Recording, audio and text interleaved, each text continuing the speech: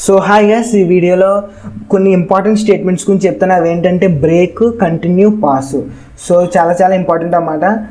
Break and continue and pass, ఈ మూడు statements చాలా ఇంపార్టెంట్ అన్నమాట. మనం ప్రతి బ్లాక్లోని యూస్ చేస్తాం మ్యాక్సిమం.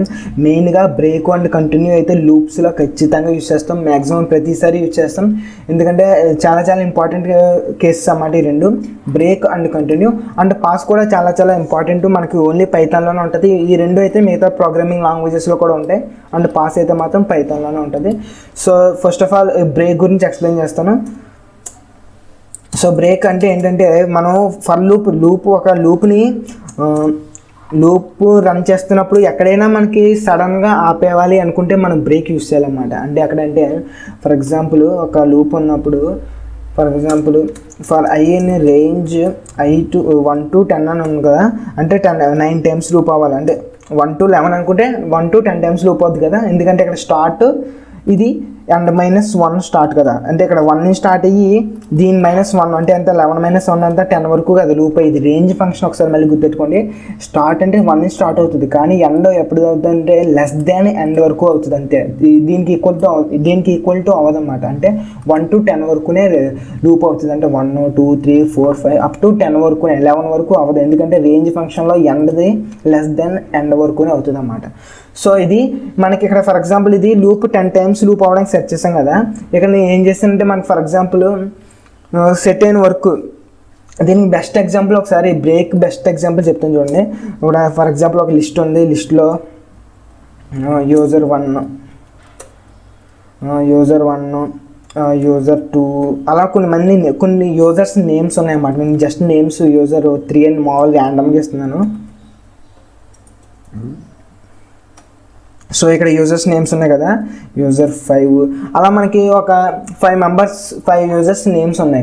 ఇక్కడ మనం ఏం చేస్తామంటే, ఇక్కడ లూప్ మామూలుగా ఇక్కడ మన టాస్క్ ఏంటంటే, ఇక్కడ టాస్క్ అనేది మనకి టాస్క్ ఏంటంటే, ఇక్కడ మనకి ఈ లిస్ట్లో ఉన్న పేరులో మనకు ఒక పేరు తెలుసు అన్నమాట. ఒక పేరు తెలుసు, ఆ పేరు ఈ లిస్ట్లో ఉందో లేదో చెక్ చేయాలన్నమాట. ఫర్ ఎగ్జాంపుల్ యూజర్ 3 అనేవాడి పేరు మనకు తెలుసు. వాడు ఈ లిస్ట్లో ఉన్నాడా లేదా అని మనం కాలిక్యులేట్ చేయాలి, మనకి కనిపెట్టాలి, మన ప్రోగ్రామ్ కనిపెట్టాలి.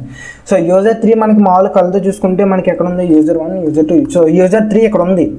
సో మన టాస్క్ ఏంటి, యూజర్ 3 ఉంటే ఉన్నాడని ప్రెజెంట్ అని, ఒకవేళ యూజర్ 3 లేకపోతే నాట్ ప్రెజెంట్ అని ప్రింట్ చేయాలన్నమాట.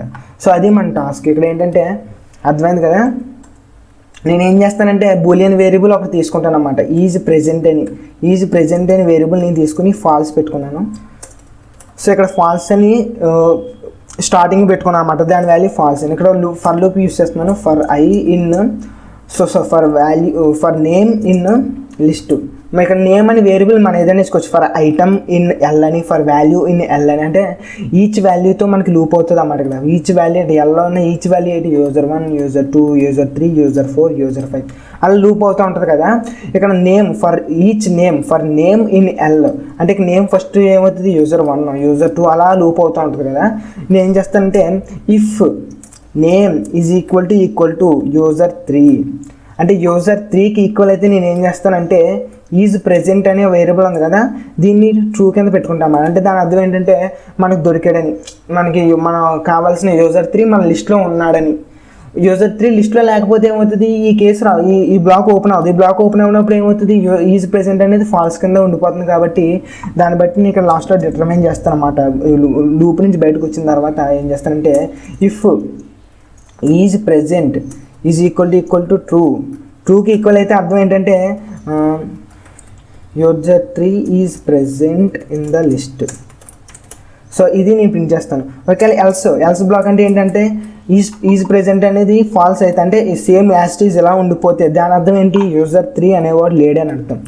అప్పుడు ఏంటంటే print user 3 is not present in the list. So అర్థమైంది అనుకుంటున్నాను. ఒకసారి మళ్ళీ ఎక్స్ప్లెయిన్ చేస్తాను నీట్గా. ఫస్ట్ మనకి ఒక లిస్ట్ ఆఫ్ యూజర్ నేమ్స్ ఉన్నాయి, కొంతమంది పర్సన్స్ నేమ్స్ ఉన్నాయి. అందులో మనకి యూజర్ 3 అనేవాడు ఆ లిస్ట్లో ఉన్నాడా లేదా అనేది చెక్ చేయాలన్నమాట.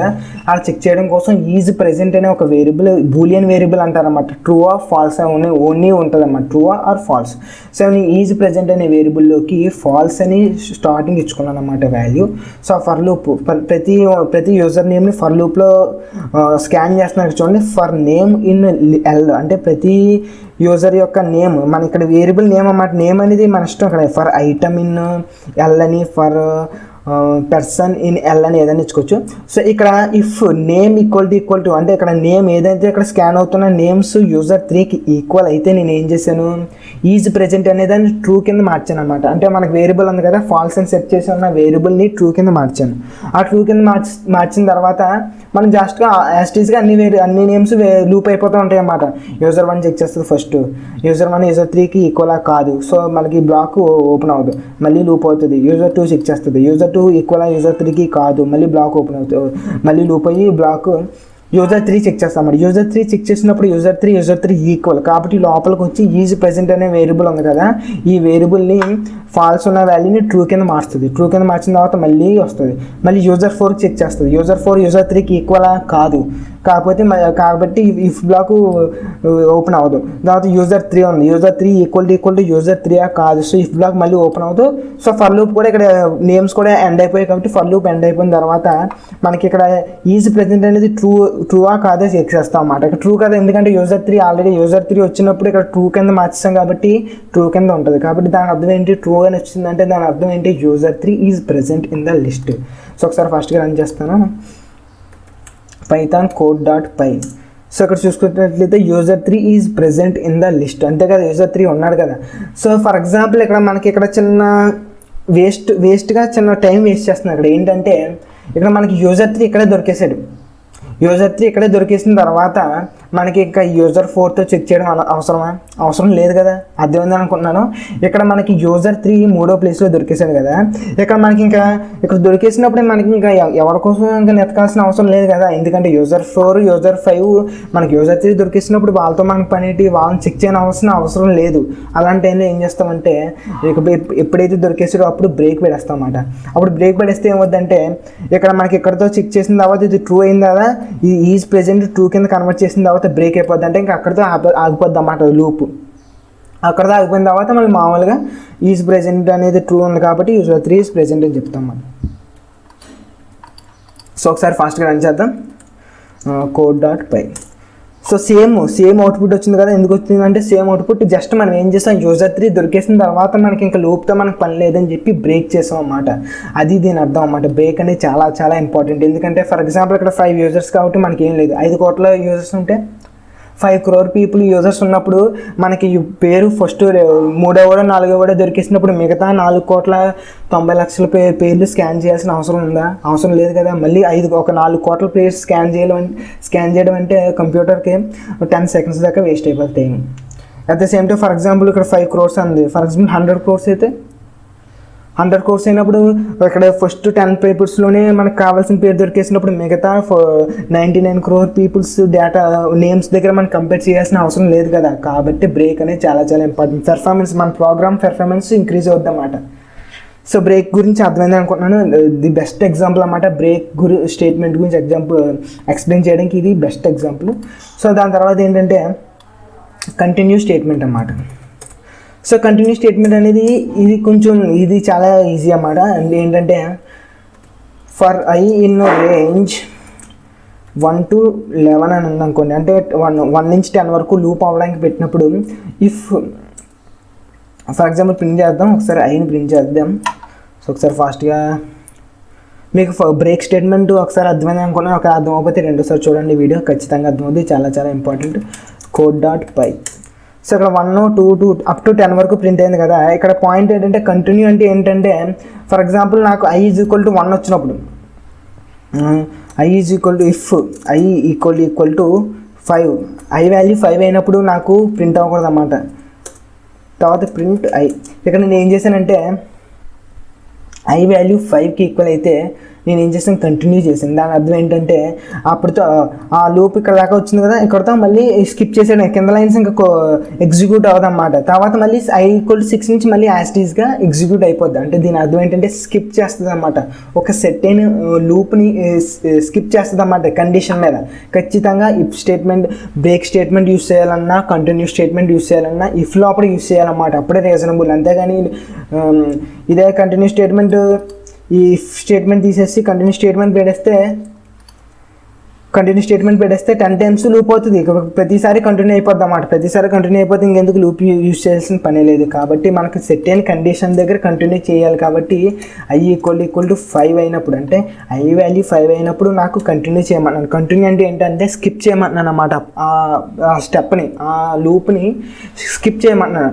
కాబట్టి మీకు ఇప్పుడు అర్థమవుతుంది అన్నమాట. ఇప్పుడు చూడండి, హై వాల్యూ ఒకసారి రన్ చేస్తాను, పైథాన్ code.py. సో ఇక్కడ ఏమైంది, 1 ప్రింట్ అయింది, 2 ప్రింట్ అయింది, 3 ప్రింట్ అయింది, 4 ప్రింట్ అయింది, కానీ 5 ప్రింట్ అయిందా, ప్రింట్ అవ్వలేదు. కానీ మళ్ళీ 6 నుంచి మళ్ళీ యాస్టీస్గా 6, 7, 8, 9, 10 ప్రింట్ అయిపోయింది. అదే మీకు ఇదే నేను ఇక్కడ బ్రేక్ పెట్టాను అనుకోండి. సో అదే నేను ఇక్కడ బ్రేక్ పెడితే ఏమవుతుందో చూడండి ఒకసారి, పైథాన్ code.py. సో ఇక్కడ నేను బ్రేక్ పడితే 1, 2 ప్రింట్ అయింది, 3 ప్రింట్ అయింది, 4 ప్రింట్ అయింది. మళ్ళీ 5కి వచ్చినప్పుడు బ్రేక్ అయిపోయింది, మొత్తం లూపే ఆగిపోయింది. ఇక్కడ లూప్ ఆగలేదు, ఇది కంటిన్యూ దగ్గర లూప్ ఆగలేదు. ఏమైంది, జస్ట్ ఆ స్టెప్ మాత్రమే ఆగింది, ఆ స్టెప్ మాత్రమే స్కిప్ చేసి మిగతా మామూలుగా యాస్టీస్గా ప్రింట్ అయిపోయింది. అయితే బ్రేక్ అయితే మొత్తం ఆగిపోద్ది అన్నమాట, మొత్తం లూపే బ్రేక్ అయిపోద్ది అన్నమాట. సో అర్థమైందని అనుకుంటున్నాను లూప్కి. సో బ్రేక్కి అంటే ఏంటి, కంటిన్యూ అంటే ఏంటో. సో ఇది పాస్ అన్నమాట. పాస్ అనేది చాలా ఇది బేసిక్ అన్నమాట. అంటే ఫర్ ఎగ్జాంపుల్